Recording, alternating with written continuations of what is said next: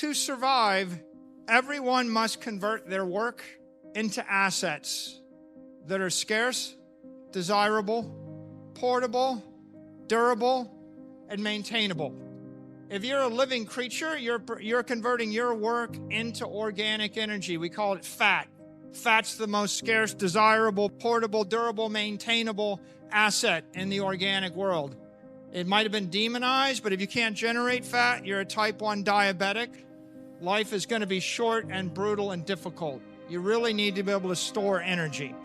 Now, if you're an individual, a company, a family, a government, you have the same exact challenge. Now, we all know Bitcoin is the best asset. And there is no second best asset. And that is why we are here, right? Because we need an asset. Bitcoin is the best. There is no second best. Bitcoin is digital. And the entire world for the last 5,000 years has lived on analog assets.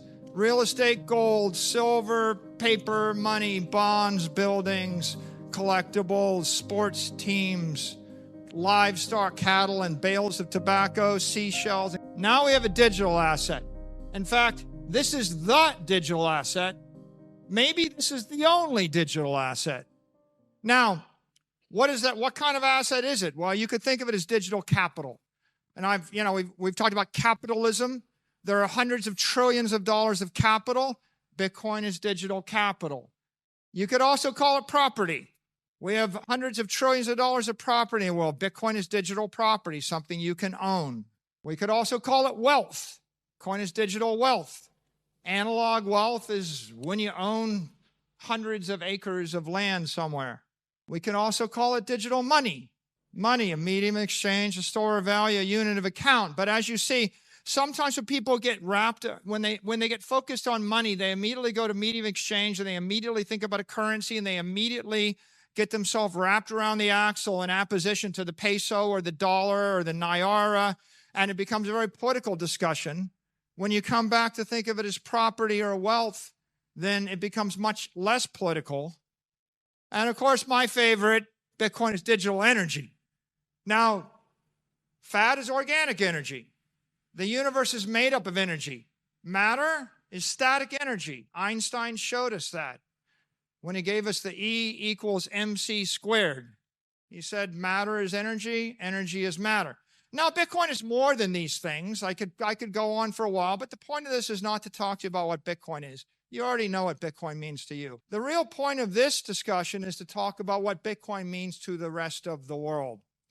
Bitcoin's going to have many types of participants in the future. One set of people that are going to be plugged into the Bitcoin network are clearly individuals. There are 8 billion individuals on the planet. What are individuals going to contribute to the Bitcoin network? Right? The individuals bring creativity, they bring clarity, they bring conviction, they bring capability, they bring the conscience to the world. And of course, they are going to hodl. They're going to hold Bitcoin for life, right? Right now, there are hundreds of millions of individuals that have an interest in Bitcoin one way, shape, or the other. It's going to be billions. It's going to continue to grow. And a lot of times, a lot of our education is really focused on the individual. But I think that we can't stop with the individual, because these individuals form groups, families, corporations, governments. They perform nonprofits. They form clubs, churches. There are a lot of ways that individual creativity and aspiration manifests itself. And of course, one of my favorites is families.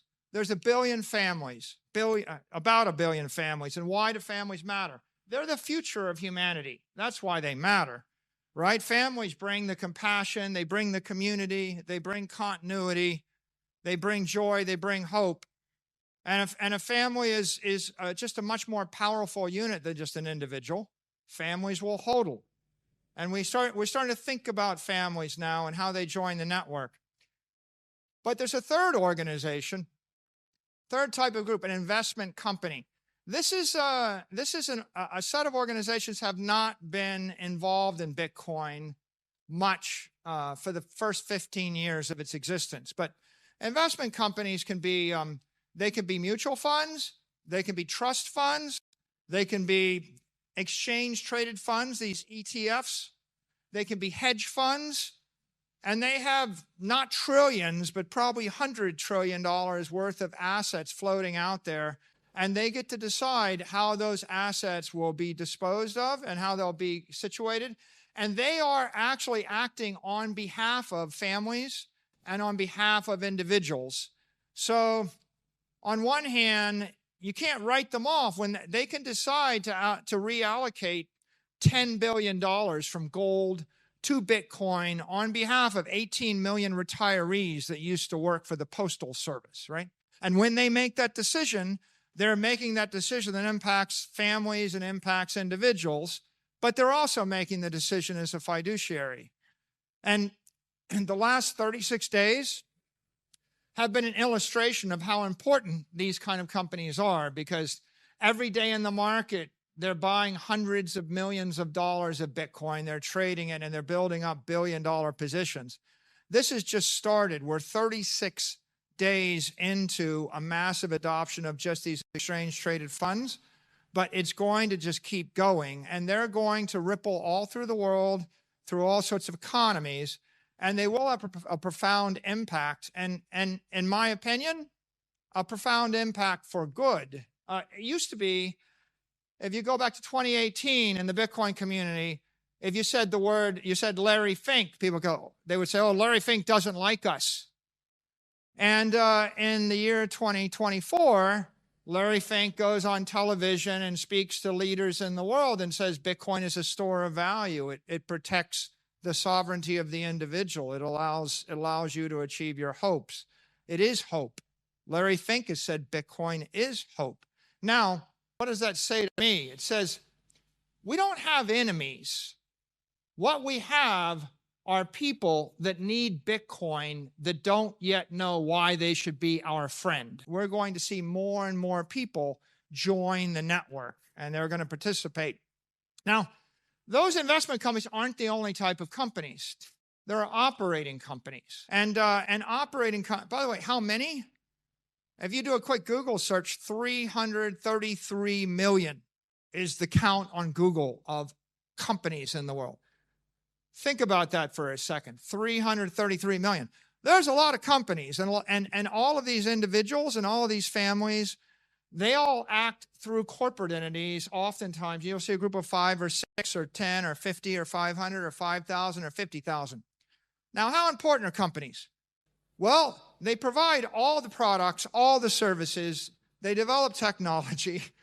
A million years ago, before we had writing, before there was recorded history, there was a company manufacturing stone axes, which meant that there was a specialized economy with corporations. There were people growing food, there were people hunting, there were people fighting, there were probably people collecting the taxes to pay for the stone axes, for the people fighting. It's all happened before. And today, companies like Apple and Google and Microsoft perform pretty systemically important roles. What are they going to bring to Bitcoin?